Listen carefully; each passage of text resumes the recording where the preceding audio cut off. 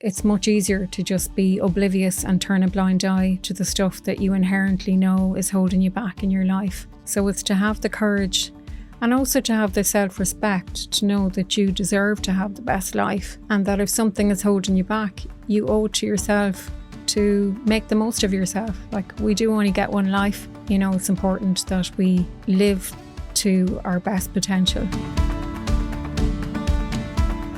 This podcast is part of the GK Media Studios Creators Network, helping people tell their stories.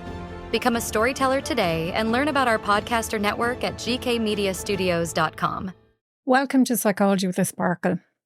This is my first podcast, episode 1, and I'm your host, Dr. Denise O'Dwyer, otherwise known as Dr. D.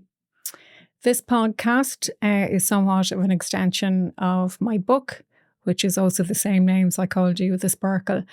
And that was published back in November 2022, which is almost 2 years ago, which I find it really hard to believe. But this podcast is pretty much an extension of my book. So what I've observed, I suppose, in my years of practicing as a psychologist is that there's kind of a hunger from people around the whole area of personal development, how to live better, how to work better, how to have better relationships, to overcome various obstacles in life, to overcome particular past traumas, or just the various things that present for us in our adult lives that hold us back, whether that's in friendships, in romantic relationships, family dynamics, particular attachment styles that may not be serving us. And all of these have a tendency to can create a level of dysfunction, or basically just a sense of not living as well as we'd like.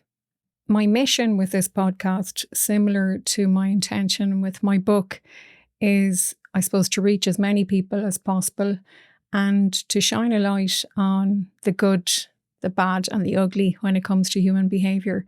And again, like my book, for those of you who have read it, to offer in a very kind of a practical, pragmatic, accessible style, you know, so that people don't feel bamboozled with particular psychological terms or whatever else. What practical steps that people can take to improve their lives and to understand maybe why they keep getting dragged back by the same kind of behaviours or interaction styles that may cause them difficulty in their adult lives. I suppose it's important to mention that as a professional psychologist, I work very much from an evidence-based model. So even though I try to present my message in a simple, concrete way so that people can kind of use it on a very functional level in their everyday lives, everything that I propose and purport is evidence-based. So it's based on robust scientific evidence, and that's in keeping with my work as a professional psychologist. But I will try to keep things, as I said, as simple as possible so that I can access as many people as possible. So a bit about me. I'm principal psychologist with the National Learning Network, which is the learning and education side of the Rehab Group, which is a very big Irish organisation. National Learning Network would have 84 locations throughout Ireland. And we offer support. It's, I suppose, National Learning Network is a leading organisation in terms of provision of support services, specialised training and education for people with additional support needs. Anything from, you know, specific learning difficulties, people with ADHD, people on the autistic spectrum, mental health difficulties, acquired brain injury, people with forensic histories, addiction-related difficulties. So it's a very kind of a heterogeneous population that we serve. And as I said, we have centres throughout Ireland. So my work primarily at the moment centres around adult mental health. And I also do some work with young offenders and people with addiction-related difficulties, which is very interesting. I suppose that's something that I kind of got into more recently. And I'd never kind of worked in sort of the more forensic or criminal side of psychology. So it's also a really interesting area. I also do a bit of private work. And I suppose the focus on my private work is probably more, people present with more things like confidence-related issues, relationships, couples who are in difficulty, again, addictions, and just the various, I suppose, struggles that people experience in their adult lives that kind of hold them back from achieving their greatest and best. So the idea with this podcast is to do one episode per month and to bring on various guest speakers. And I have some really great people lined up, which I know you're all going to love. So we'll be talking about things like addiction and recovery, dating and relationships, of the world of online dating, how to keep the spark alive if you are in a longer term relationship, identifying red flags in relationships, confidence and body related struggles, dealing with and overcoming, any type of body related difficulty, whether it's to do with eating disorders, body dysmorphia, or just a general discontent with, your aesthetic, how to kind of take steps to overcome that. I'll be talking about ABI, that's acquired brain injury. And I suppose a lot of people would kind of associate acquired brain injury with kind of the classic things like tumours, brain hemorrhages, strokes, and probably less so with the likes of road traffic accidents, sporting accidents, assaults. So some of those things can also have a profound effect on people's ability, their short-term memory, their ability to concentrate, their attention span. So, sometimes undiagnosed as well. People might have had a sporting incident from years ago, or they may have been assaulted a number of years ago and just have that feeling of, not quite being the same as before in terms of their memory function or whatever else. So it's to shine a light on that as well. I'll also be talking about fashion and the psychology of fashion and how and what we wear, how it affects our confidence and not only how we relate to ourselves, but also how we relate to other people in the world around us. I'll discuss attachment styles and kind of dive into the breakdown of not just kind of, I suppose, the three major ones, which is secure, avoidant and anxious attachment styles, but also the offshoots of those in terms of anxious avoidant or dismissive avoidant, and the implications of each of those and how they play out in our romantic relationships and in our adult relationships in general. We'll be discussing the psychology of children and play therapy, among other therapeutic approaches that, help children to evolve into better adults, essentially, and kind of equipping children with the tools so that they can kind of become more emotionally regulated, or that they're better equipped to emotionally regulate themselves as they move through the different transitions in life. We'll discuss physical disabilities that can affect people and how they can play out in somebody's life. So it's something that's not discussed very much, I guess. And so again, it's to just shine a light on that. We'll discuss spirituality, psychic abilities, and all things cosmic and otherworldly. So that should be a good one as well. We'll discuss tips and tricks for establishing healthy daily habits that lead to, success as you define it, and happiness again, as you might define it in your life. And we'll also discuss changing jobs and overcoming fears and finding purpose. So they'll be kind of the main areas. I may also try and touch on grief as well, if I get an opportunity to do that as well. So for the purpose of today, I'm going to kind of tip the iceberg in terms of, obviously from here on, I'm hoping to bring on my guest speakers. But I wanted to answer some of your questions that came through on the 2 question boxes that I set up on Instagram. So the first one was set up last January because I suppose doing this podcast was on my radar, was on my list of goals for 2024. So here we are, whatever, 9 months later, finally getting around to it. But, better late than never. And then the second question box, I think I posted that maybe 2 weeks ago. So again, it was great to get all of your responses and your ideas in terms of the different areas that you wanted focused on. So initially, when I decided to do this podcast, I had actually bought all the Amazon equipment, all the equipment of Amazon, thinking that I'd be able to do it myself. And I recorded a podcast with a friend of mine. And it was just like really, oh gosh, it was just, we did it, we finished it and whatever, but it wasn't very professional in terms of the output that I wanted to kind of display. So luckily I had done a podcast with Gary from GK Media. That's actually the studio that I'm in today. And I was delighted then when I was able to collaborate with GK Media to do this podcast, Psychology with a Sparkle.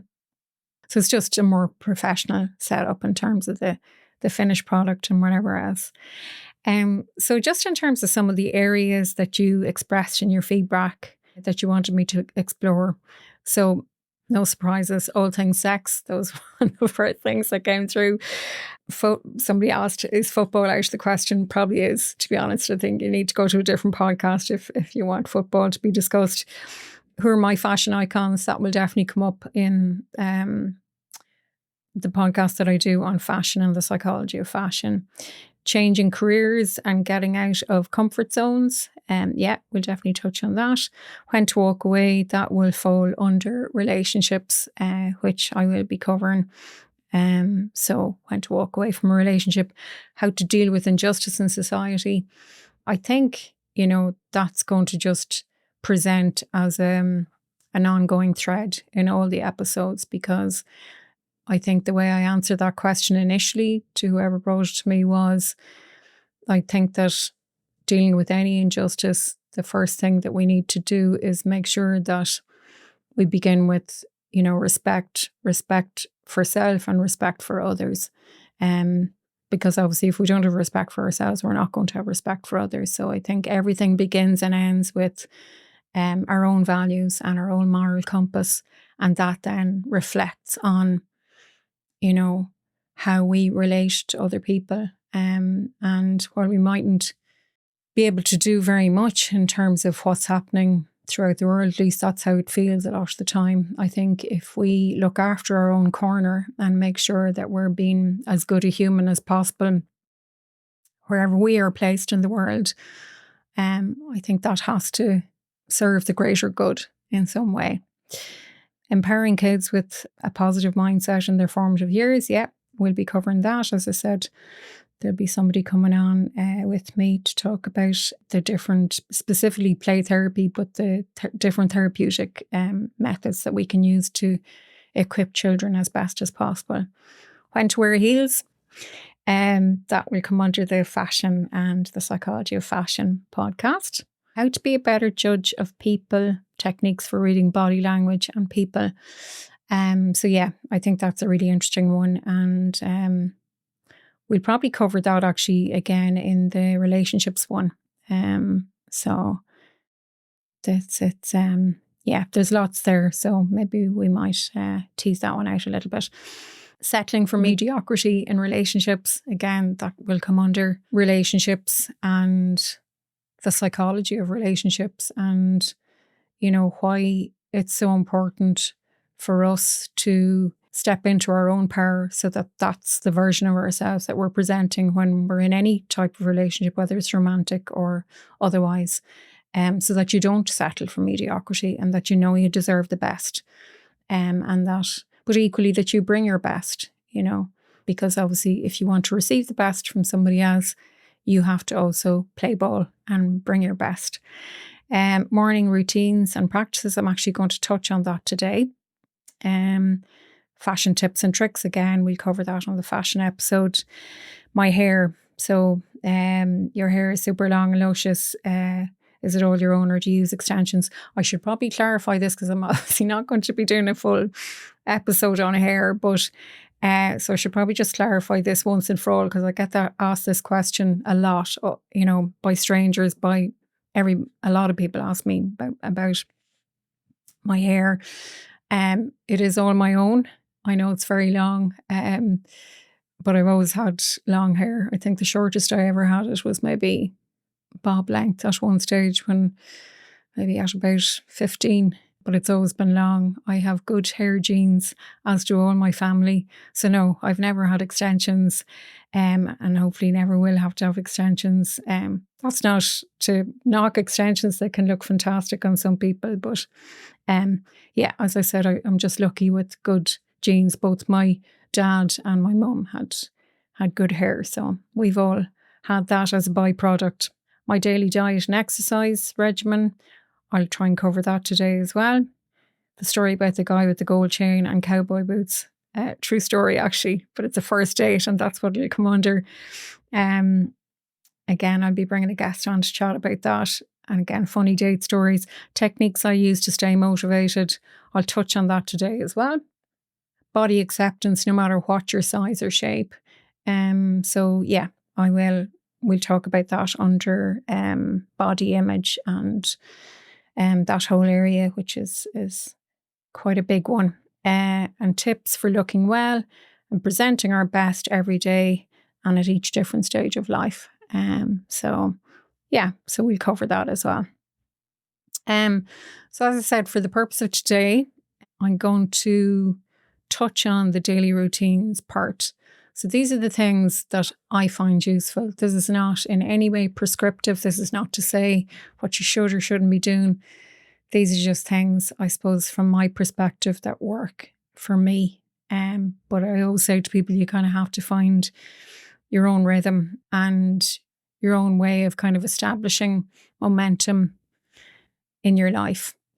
So for anyone who has read my book, I did my doctoral research on Wellness Recovery Action Planning, or WRAP for short, which essentially it's an intervention that we use, or that I use specifically, without getting too much into my research. But I compared the effects for two different groups. So for an acquired brain injury group and a mental health group. And I did this 8-week WRAP intervention and compared the two groups with their control group counterparts. So people who hadn't received any treatment or were on the waiting list for the WRAP intervention. And what I wanted to see was, would their depression and anxiety levels decrease as a result of applying some of the WRAP theory in their lives. And the effects were highly significant, hugely significant.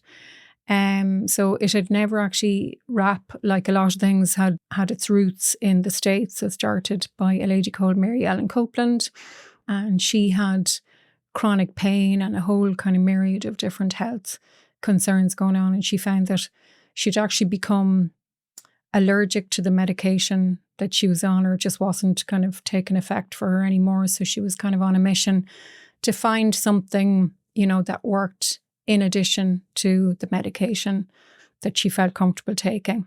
So it has, like a lot of things, trickled across the water. And it is an intervention that's used now by some psychologists and therapists with their clients. So essentially, what I do, I think, is kind of, even though I didn't do this consciously, but it is based on, evidence-based, which is WRAP. So to break it down, what WRAP comprises is, you have a daily wellness plan. You establish what your triggers are. You establish what your early warning signs are. You establish when things are breaking down. You establish when you reach crisis stage, and then post-crisis point. So in terms of the daily wellness plan, that comprises of all the different things that people use, like a wellness toolbox, if you like. So what are the things, whether it's good sleep, good eating habits, some exercise, good connections and relationships with people, something to stimulate you cognitively, whatever the case is, that would be kind of part of your wellness toolbox. Identifying your triggers then would be making a list of all the people, the external circumstances and events that maybe trigger you into a state of feeling unwell. The early warning signs would be the internal signs, the signs that you kind of get from within. Maybe it's that you get a funny feeling in your tummy, or might get headaches, or whatever the case is, that kind of signal to you that, you're kind of in a kind of a tricky place in terms of, spiraling, and that you need to take action, need to take positive action. When things are breaking down is when you've ignored the triggers, you've ignored the early warning signs, you've ignored the internal warning signs, and things are starting to break down. So maybe you're not sleeping, maybe you're not eating, maybe you're finding it hard to get up in the morning, find it hard to, brush your teeth, never mind dress yourself, basically. So that would obviously lead to crisis stage, and then post-crisis stage is, I suppose, to the external eye, how would somebody know that, you're in a good place again after the crisis point? And that's all done, obviously in my case, when I was doing the research with the 2 different experimental groups, they would have, drawn up lists under each of those that was relevant to themselves. So again, it's to just show that even though some of the stuff that I talk about here in terms of what I do personally, it probably seems very kind of like, standard.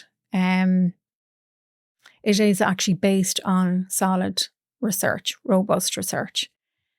So in terms of my own routine, again, I just want to reiterate that this is just what works for me. It's because a few people have asked me to talk about what I do specifically, but this is not in any way prescriptive. This is just what I find helps me to kind of, to live as best as possible on a day-to-day basis. Obviously there's hiccups, of course there's hiccups, and there's days that, I feel out of whack or not feel, don't feel very good. But for the most part, this is kind of what keeps me in check.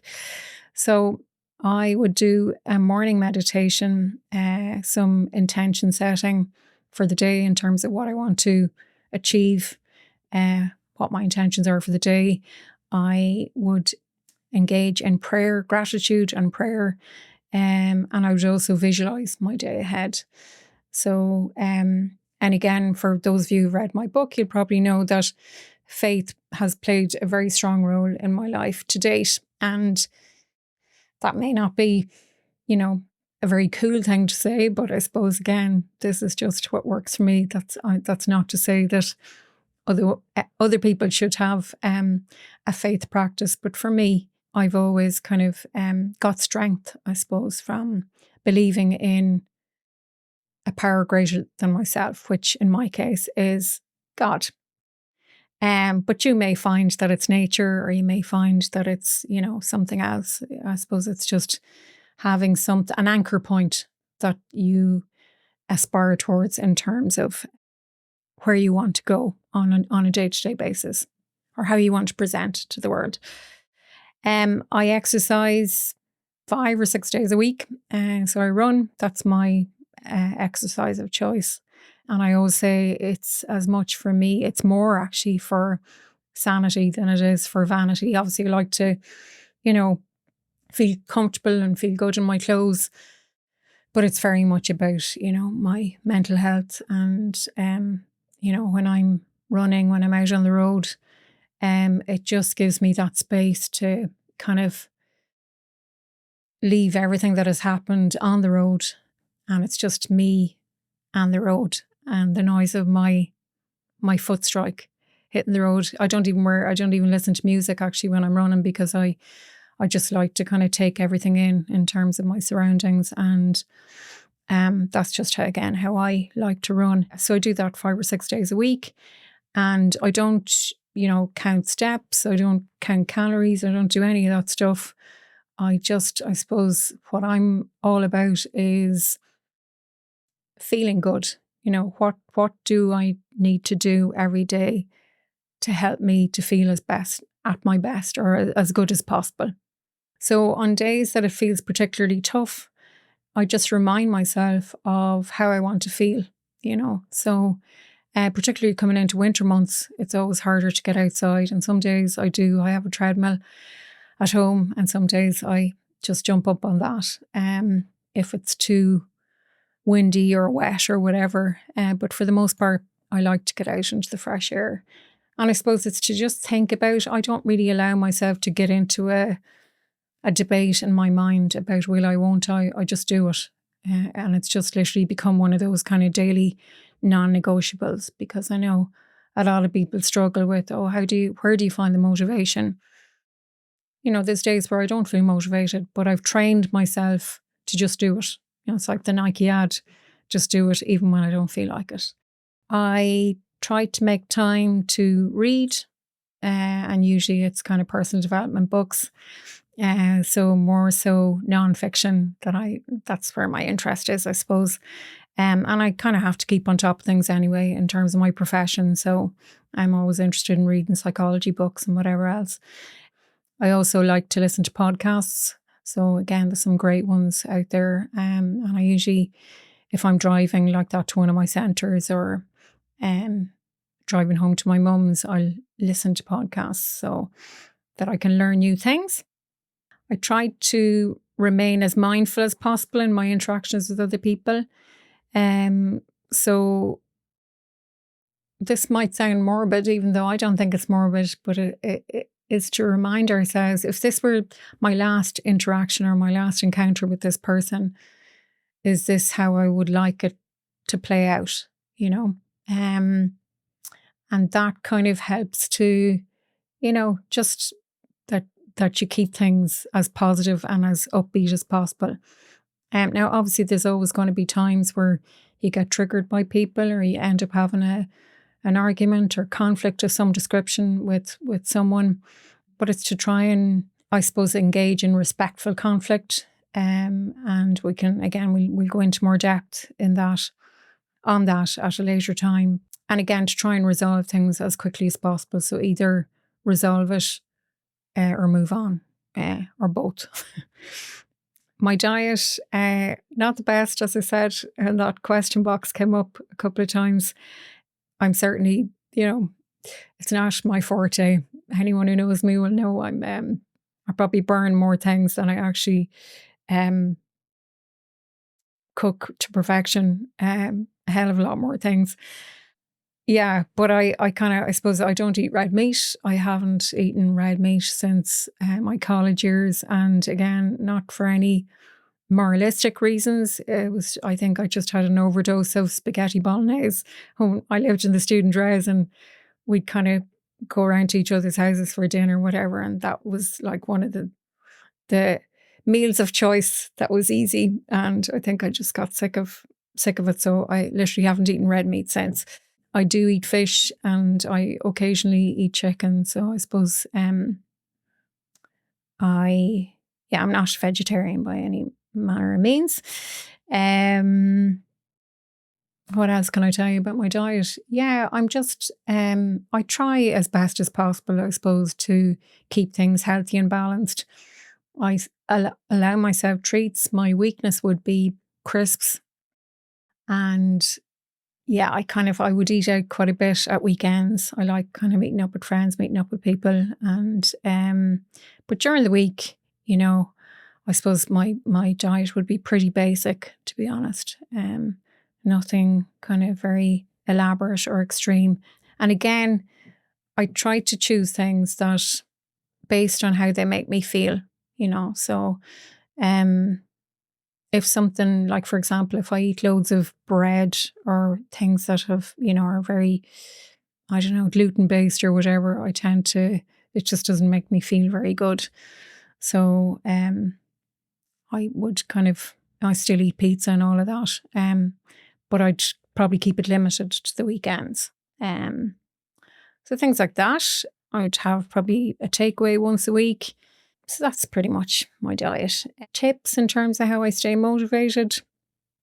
So I suppose again, kind of going back to that idea that in as much as possible to try and think about, like, I always think the best way of gaining and maintaining a sense of confidence, and it's a daily practice, is to be as authentic as possible in your public life, so that your public life and your private life match up, that you're not presenting one image to the public and you're doing something completely different at home, because I think that's what causes dissonance for people in the brain and the psyche.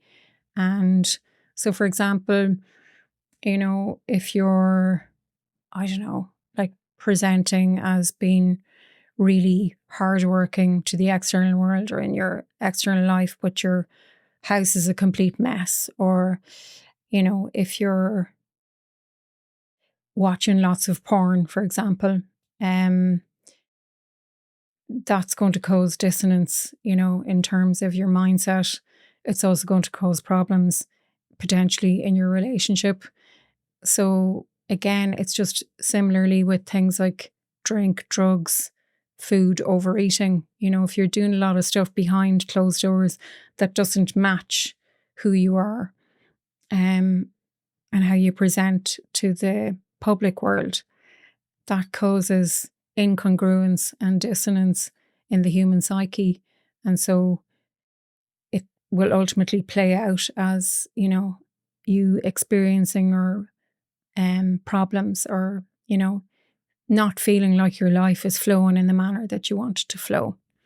And I suppose I've definitely noticed, I've spoken about this before on my Instagram stories, about I've definitely noticed since COVID that I think a lot of us, it was like, what people spoke about, like there was like two camps. There was the camp that kind of got super healthy, exercised, all the rest. And there was another cohort of people who overindulged, kind of got into really bad habits. Their relationships kind of started to fail. Maybe their ability to socialise became compromised. All of that, anxiety levels increased. A lot of that stuff I've kind of noticed, particularly in my private work, has kind of continued on for people. So the habits that maybe people got into during COVID, like the excessive drug use or porn watching or whatever the case was, that's kind of still playing out in their lives in some cases. So it's to just watch things like that, because those types of things can really eat into your confidence, and they certainly won't contribute to feeling good about yourself and living, I suppose, a healthier life. And it takes courage. I always say to people, the more courageous route is to attend a psychologist or attend a therapist of your choice. It's much easier to just be oblivious and turn a blind eye to the stuff that you inherently know is holding you back in your life.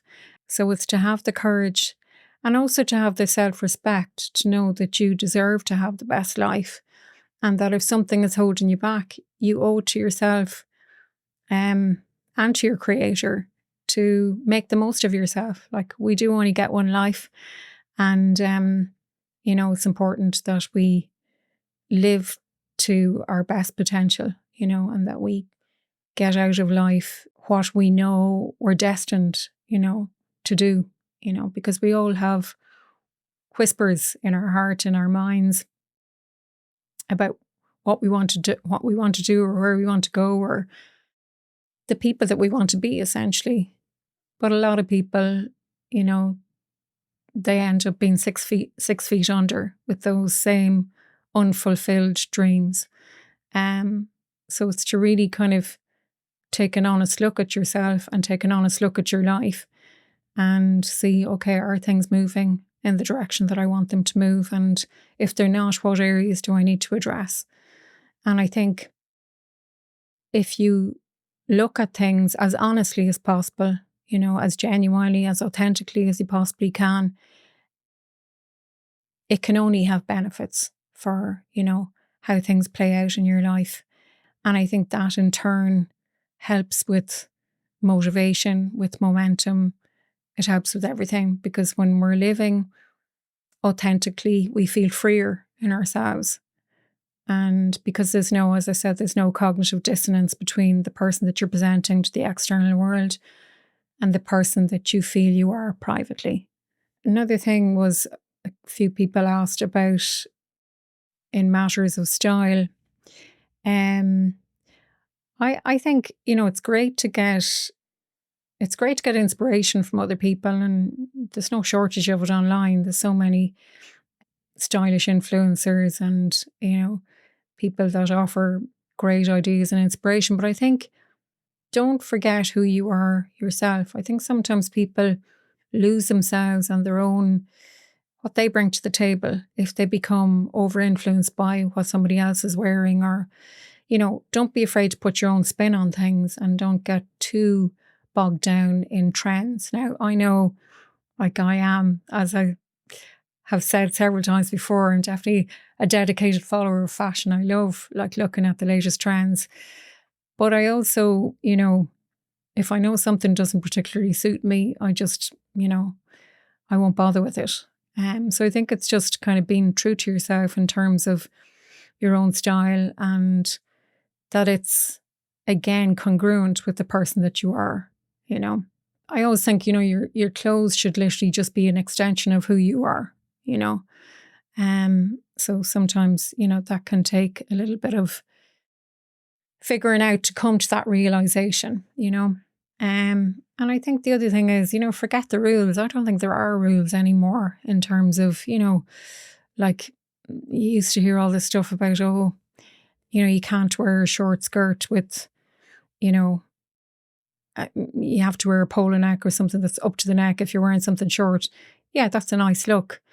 But, some people can pull off a lower neck top with a short skirt. So again, it's coming back to whatever your personal aesthetic is. If you can rock that look, then go for it. Same with things like, you shouldn't have long hair over a certain age. Why? You can have whatever hair you want at any age. So again, it's back to what you feel works for you, and you know best. So again, while it's great to take inspiration from others, just always remain true to yourself. And I think that shines through, because it means that you're going to be more confident, essentially, with how you're presenting to the world. You're not wearing something that you feel constricted in, or that you feel somebody else told you looked good, so therefore you're wearing it because they said it. You're wearing it because you feel good in whatever it is. So that's from, I've just written here, Roald Dahl, his quote, if you've good thoughts, they will shine out of your face like sunbeams and you'll always look lovely. So I think that comes back to the point that I was making earlier, which is around when you're doing the internal work and when you're actually looking at the various things within yourself internally, if you're doing that introspective piece, that shines through. I'm a firm believer that shines through in how people present visually, because you're just going to be happier, you'll be more positive, and I think that reflects on people's faces and, in their bodies as well, in terms of, you'll be less likely to treat your body like a garbage can, that you can throw any old rubbish into it. If you have respect for the fact that you only get one body, it's the vehicle that we use that takes us through life, and we have to look after it. Another thing I would say from the style side would be to be groomed, like in terms of hair, nails, makeup. And I suppose generally speaking, if you're looking for a more sort of a smarter look, fitted clothes generally suit people better than baggies, even though I love baggies myself. But if you're looking for a more smarter, more polished look, probably, fitted is the way to go. And again, that applies no matter what your style or shape. So I think sometimes people think that, if they, are a particular size, that they have to try and cover their bodies. I don't agree with that. I think rock your body, whatever size or shape you are, and it's actually your confidence that will shine through, and, you know, the outfit will look amazing on you regardless of shape or size. And I suppose the last thing I'd say about all of this is push past your fears, and your limiting beliefs. And again, that will probably take a little bit of work. You may need to work with a professional to even discover what your fears are, or to admit them to yourself. But, I think that's like some of the greatest leaders across the world, and I've made mention of this in my book, they all attest to experiencing fear but pushing through it regardless. And I think that's the key to achieving really hard things in our lives. And I think when we do tough things, when we do the stuff that maybe doesn't come naturally to us, like for example, even doing this podcast, like this feels slightly strange. Sitting here speaking, talking into a microphone and into a camera, but it's something that a challenge I'd set for myself. And I think it's very easy for us to kind of like talk ourselves out of our dreams and desires, and putting them on the long finger, or saying to yourself, oh no, I'm too this, I'm too that, I can't do that because of X, Y, or Z. But to really try and tune into what the direction that you want to head and what it is that you want to accomplish. And it's not to say that it doesn't make you any better a person, by accomplishing certain things. But you will feel better about yourself if you achieve the markers that you've set for your life. And that's really what it's all about, because when you feel better, then you relate to people better, and it reflects like in all aspects of your life. So push past whatever the fears and anxieties and insecurities are. And I'm not suggesting for a second that that's an easy process, because I still struggle. I've days where I have huge insecurities about different things. But I've learned and I've done the work on myself to know how to pull myself out of that, or how to, talk myself, whether it's by using certain affirmations, whether it's by journaling, going for a run, talking to a friend, whatever the case is. But I've learned how to kind of work with and recognize my fears and my limitations and work with them, as opposed to working against them, So it's like that expression, what we resist persists. So you're better to just welcome whatever emotion is coming up and try and work with it. And in so doing, hopefully you'll come out the other side, rather than pushing it down and pretending it doesn't exist and then not accomplishing anything in the meantime, It's like the laundry pile that keeps getting bigger because you don't want to tackle it. But if you say to yourself, okay, I'll just do 5 minutes, I'll spend 5 minutes, then invariably that will lead to 10 minutes. And then, you'll probably have finished the whole pile, before you've even had a chance to think any further about it. So yeah, I think that's about it. I wanted to finish on a quote, which again is to do with courage. And I couldn't, so it was one of these quotes actually, I knew what I wanted to look for. I wanted to get the exact quote on Google, but it's one of those ones that I couldn't quite establish who exactly had said it. So I'm just going to say unknown, because it's like that, where you see, it's like a meme that I saw recently on Instagram, I think, where it's like Einstein, Shakespeare, Mark Twain. No, I didn't say that actually, because they get like attributed to so many different quotes. But anyway, this one, I'm just going to say it's unknown. So courage is not the absence of fear, but instead pressing forward in spite of the fear. So yeah, so it's just kind of again tying in with what I was saying, that it's to just work with your fear, and that he'll hopefully feel better on the other side of it. Do that tough thing, do that, get out and go for your exercise, put on the gear, do whatever you need to do, but do it in the knowledge that you're going to feel better on the other side.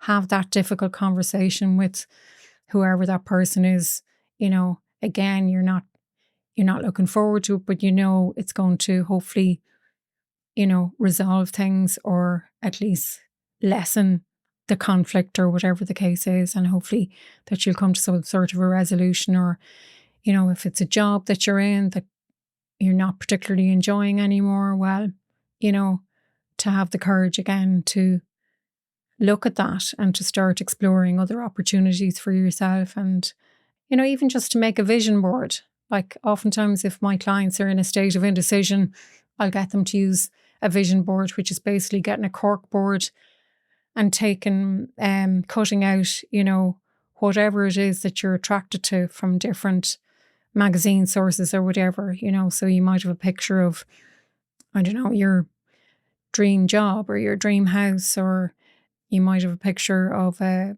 certificate of completion of something, or whatever the case is. But again, when that's in your focus, in your line of vision, it will keep you focused on what it is that you're aspiring towards in your life. And each time the fear comes up, talk back to it. Talk back to the fear. Like, how would you speak to a small child, for example?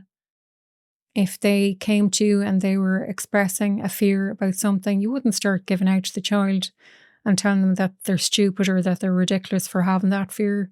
You'd try and soothe them. You'd soothe their anxiety. You'd tell them it's okay, and you'd talk through it with them.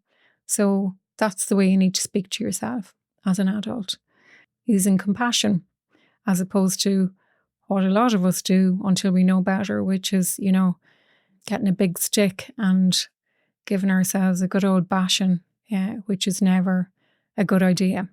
So thank you so much if you've managed to get this far and to the end of this first episode of my podcast, Psychology with a Sparkle. As I say, I look forward to talking with you more each month, and really excited about the guest speakers that I'm bringing on. I think you're going to really enjoy them. And again, if there's any particular feedback that you'd like to send my way, I'm always welcome to suggestions and better ways of doing things, because again, I think that's how we learn. So thanks so much, and cheers, all the best.